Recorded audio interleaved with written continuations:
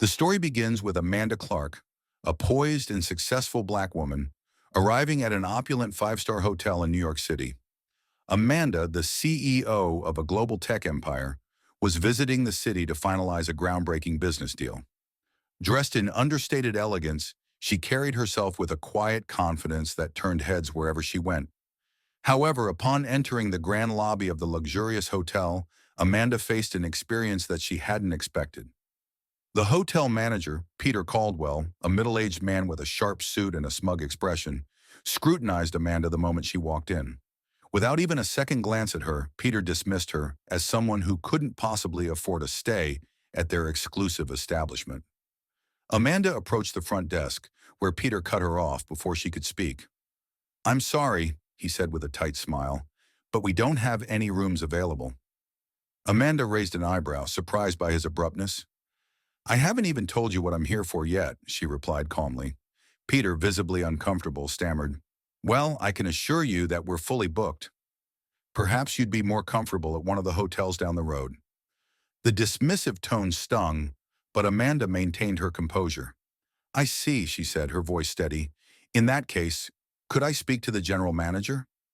Peter, assuming she was causing unnecessary trouble, responded curtly, "The general manager is busy.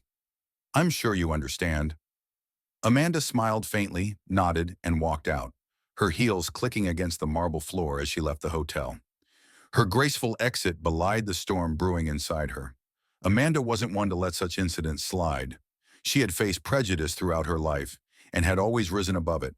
This time she decided she wouldn't simply rise above it. She would change the narrative altogether. That evening, Amanda called her legal team and instructed them to begin discreet negotiations to purchase the hotel.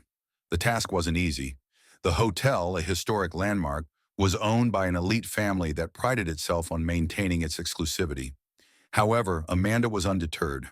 With her team's persistence and an offer that was too generous to refuse, the family agreed to sell. The papers were signed, and within weeks, Amanda became the official owner of the hotel. However, she kept this acquisition under wraps, intending to make her return a moment to remember. On a crisp autumn morning, Amanda walked back into the hotel, this time dressed in a striking black suit that exuded authority. As she entered the lobby, Peter noticed her immediately and frowned. He whispered to one of his assistants, "Why is she here again? Didn't I tell her we're full?" Amanda approached the front desk, her expression unreadable. "Good morning," she said. "I'd like to book a room." Peter, now annoyed, replied, "I told you last time, we're fully booked."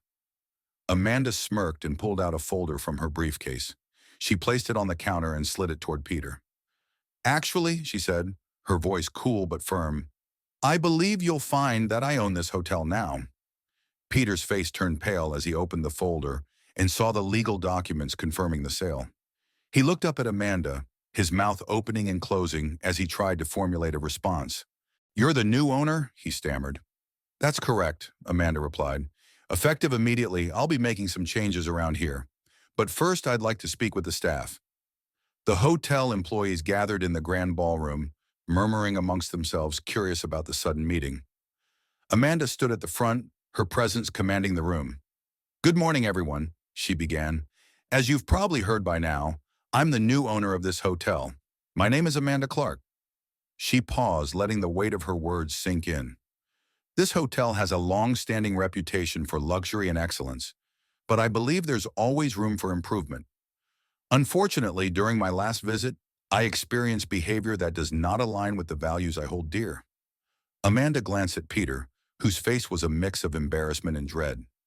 "I want this hotel to be a place where everyone feels welcome, regardless of their background. To achieve that, we'll be implementing new training programs focused on diversity, inclusion, and customer service excellence." The staff nodded in agreement, and a few even clapped, clearly inspired by Amanda's vision.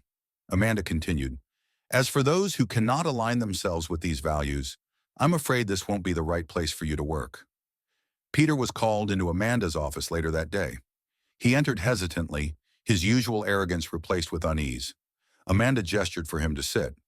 "Peter," she began, "I want to address your behavior during my last visit. Your assumptions and dismissive attitude were not just unprofessional, but completely unacceptable. Peter tried to defend himself, but Amanda held up a hand to stop him. I'm not here to listen to excuses. I'm here to ensure that this hotel operates with the utmost integrity. Effective immediately, your services are no longer required. Peter left the office, his head hung low. Over the next few months, Amanda transformed the hotel into a beacon of inclusivity and excellence. She brought in a new management team, overhauled the hiring process to ensure diversity, and established a scholarship fund for underprivileged youth aspiring to work in the hospitality industry. The hotel thrived under Amanda's leadership, earning accolades not just for its luxury, but also for its values. Guests from all walks of life felt welcomed and appreciated, and the staff took pride in working for a place that stood for something greater. Amanda's story became an inspiration, a testament to the power of resilience and the importance of standing up against prejudice. She proved that true success isn't just about personal achievement. It's about creating a legacy that uplifts others and paves the way for a brighter, more inclusive future.